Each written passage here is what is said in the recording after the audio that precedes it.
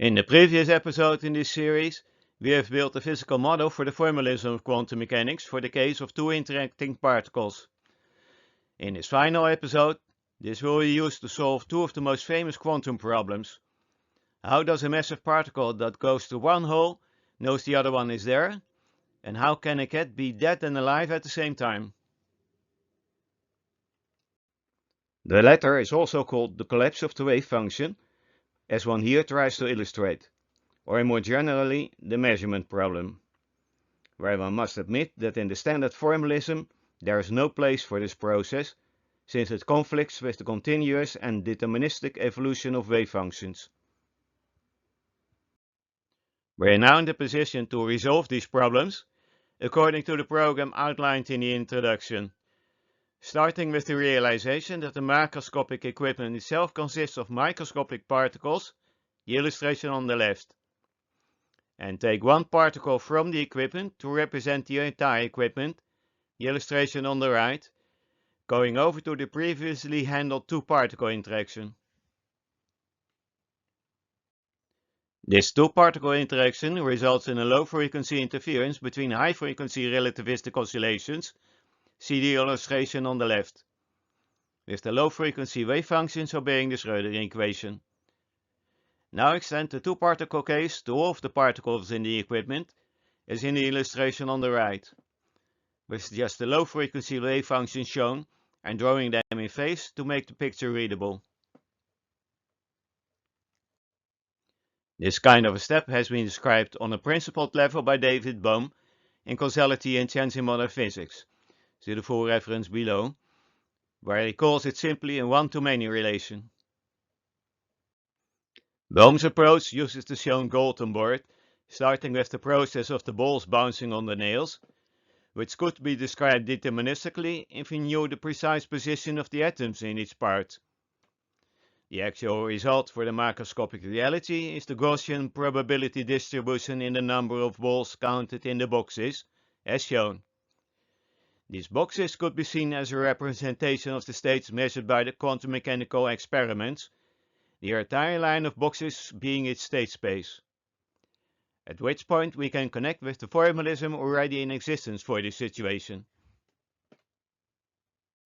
First, let's formally write down the step of going from one to very many equipment particles, where m is the measured particle, the I are those in the equipment, and the psi mi are the deterministically evolving microscopic two-particle wave functions.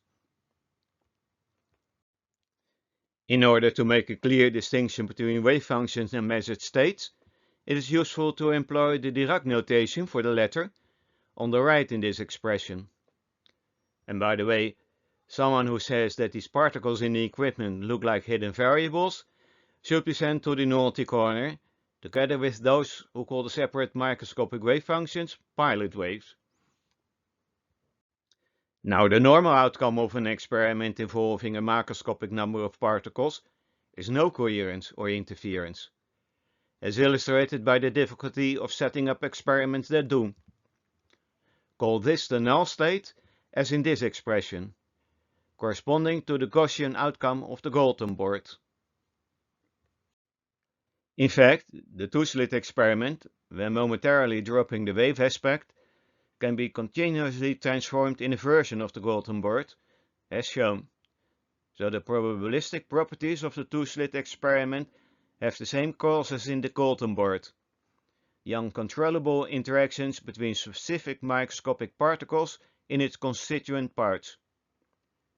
So how to achieve such a thing as coherence at all? Here's how it works in the double-slit experiment. The microscopic particles are arranged in the form of a screen that without the slits would lead to an almost uniform field that would give no coherences. The coherence is not between microscopic particles, but between the two slits, say between non-particles. The shape of the previous field is that of a uniform one with the holes plugged, minus the field shown above. Or saying it alternatively, the field above is the inverse of the previous one. Using the formal notation, The situation can be written down as in this expression, by the I over the non-particles that represent the slits. Apart from the minus sign signifying them being non-particles, the expression is the same as that of the slit particles being secondary sources, leading to the superposition and then by interference for the states, giving the well-known measured result. And the last illustrations of the experiment already have given the answer to the famous question, when passing through one hole, how does the particle know the other one is there? That is, because it is in continuous interaction with all of the equipment, even while going through one of the slits, and because the field doesn't change with the direction of the particle.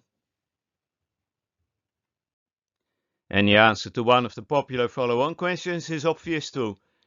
In order to detect through which of the slits the particle goes, you have to place other particles near the two slits that differ in their reaction to the measured particle, and that therefore destroy the coherence, here drawn in an exaggerated fashion. Simple as that.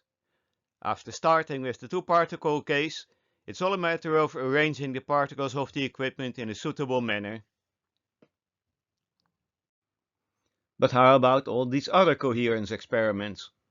Someone, and that could be Feynman again, once noticed that all of the problems of quantum mechanics could be translated into the double-slit experiment, and we go along with that until proven otherwise.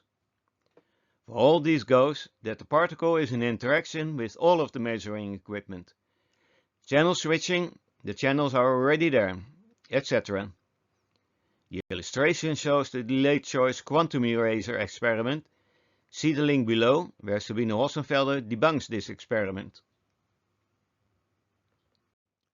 Here's how it works in another famous case, the Aharonov-Bohm version of the double-slit experiment. A small coil is placed parallel to and between the slits, so that the beam electrons do not pass any magnetic field, yet the interference pattern shifts as though they do. The explanation lies in our microscopic two-particle background. The electrons in the coil cause an extra anisotropy in the field, in the combination of having extra energy, due to their electric interaction with the measured particle, and their having an extra relative velocity. The combination of electrostatic energy, or potential, and velocity is called the vector potential, AE, the vectorial brother of the static electric potential. One could call A the microscopic magnetic field. The macroscopic magnetic field, the B field, is related to the vector potential by this expression, and outside of the coil, this gives 0. But if you calculate the phase effects for a beam electron, you have to combine the two paths towards one point in the screen, becoming this path integral, which gives precisely the net circular motion of the coil electrons. See the link below. That's it for the double-slit experiment and its brothers and nephews. Now how about Schrödinger's cat? That is simple. The cat is either dead or alive, depending on whether the nucleus has decayed. The nucleus is the microscopic system and the Geiger counter the microscopic one, which turns the microscopic energy into a microscopic. There is no observer involved. Quantum mechanics is no longer a bookkeeping of possible outcomes by humans, but the objective interaction between microscopic particles. Where we rather callously killed the cat, because that was easier to adjust in the drawing. The moon? Of course it was always there, as again Feynman pointed out. Even if no human was watching, a falling meteorite would break a branch or two in the woods, and that constitutes as good a measurement as any human can arrange. And that's it as far as the primary goals of this series is concerned. To recap, the microscopic first part of the model turns the formalism into a mechanism and separates the relativistic and non-relativistic descriptions. The microscopic to macroscopic second part separates the deterministic from the probabilistic aspects. There is no the wave function with probabilistic properties, just an aggregate of microscopic two-particle interactions, each of them evolving deterministically. The probability is housed in the aggregate. A measurement is a change in the overall configuration of the aggregate of microscopic wave functions. There is no the collapse of the wave function because there is no the wave function. What collapses or just changes is the aggregate. And in more general terms, probability is not a fundamental property of quantum mechanics, but of the measurement process.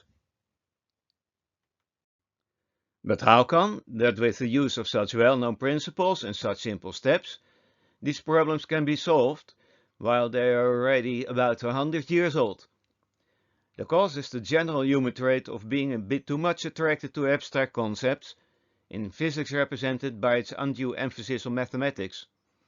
Yes, mathematics is an indispensable tool for physics, and yes, much of physics cannot be done without mathematics, but that doesn't amount to physics is mathematics.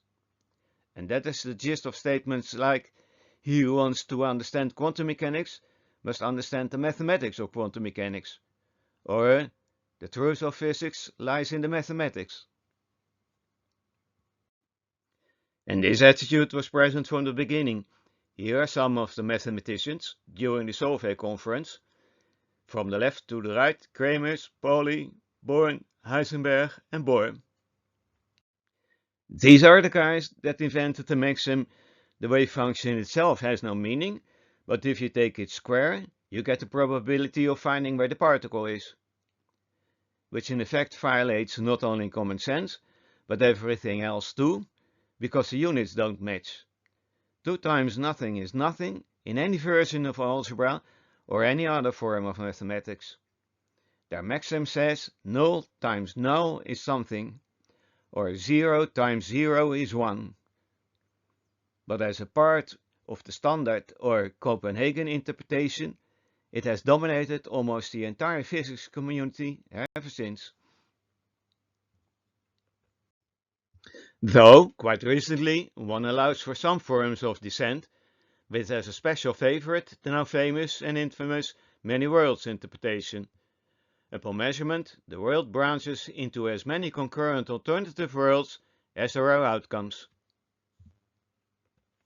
It was flabbergasting to observe how this weird idea blossomed from being the most outrageous alternative in the year 1977, when first encountered in a small anthology filled with papers by Hugh Everett III and Bryce DeWitt, to the most serious alternative for the Copenhagen interpretation, with its reputation illustrated by the price quoted here for its original, $1,000. Finally, those who like to discuss this kind of problem need not worry that the mentioned ones are solved.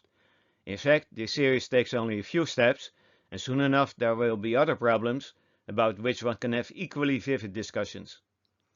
This series will be followed by a number of sequels in order to stimulate these discussions.